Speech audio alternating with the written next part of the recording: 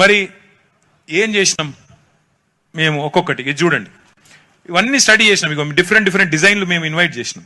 చేసి ఏ రకంగా చేయవచ్చు అంటే డిజైన్ కాంపిటీషన్ ద్వారా ఇన్వైట్ చేస్తే ప్రపంచ ప్రఖ్యాతి కలిగిన ఒక 10 డిజైన్ సంస్థలు వచ్చి డిజైన్లు కూడా ఫైనల్ చేసినాం. ఈయన కొత్తగా అది కూడా చేసి అక్కర్లేదు, వాటిని తీసుకొని ముంగట పెట్టి అధికారులకి అయ్యా చేయండి అంటే సరిపోద్ది. కొంపలు కూలగొట్టమని చెప్పాల్సిన అవసరం లేకుండా ఈ పని చేయవచ్చు. ఇవన్నీ కూడా ఆయనకు ఆల్రెడీ ఇచ్చినాం, గవర్నమెంట్లోనే ఉన్నాయి ఇవన్నీ. ఇవి చూడండి ఒక్కసారి. ఇవన్నీ మూసీ తీరంలో కేసీఆర్ గారి ప్రభుత్వం చేసిన పనులు సుందరీకరణ. ఒక్కరికి కాకపోతే మా బ్యాడ్ లక్ ఏంటంటే మేము ప్రచారం ఎక్కువ చేసుకోలే, మేము ఈయన లెక్క డబ్బా కొట్టుకోలేదు. చేయని దాన్ని చేసినట్టు, ఉన్నదాన్ని లేనట్టు మేము చెప్పుకోలేదు. ఇవన్నీ చేసినాం. ఇవా నాగోల్ బ్రిడ్జ్ సుందరీకరణ చేసినాం, బేగంపేటలో చేశాము, గండిపేట ఈకో పార్కు. నిన్న రేవంత్ రెడ్డి గారు రిబ్బన్ కట్ చేసిండు కదా కొత్తవాళ్ళు కూడా ఈకో పార్క్ అని, అది కూడా కట్టింది కేసీఆర్ ప్రభుత్వమే. 90% మేము ఉన్నప్పుడే పూర్తి చేసినాము.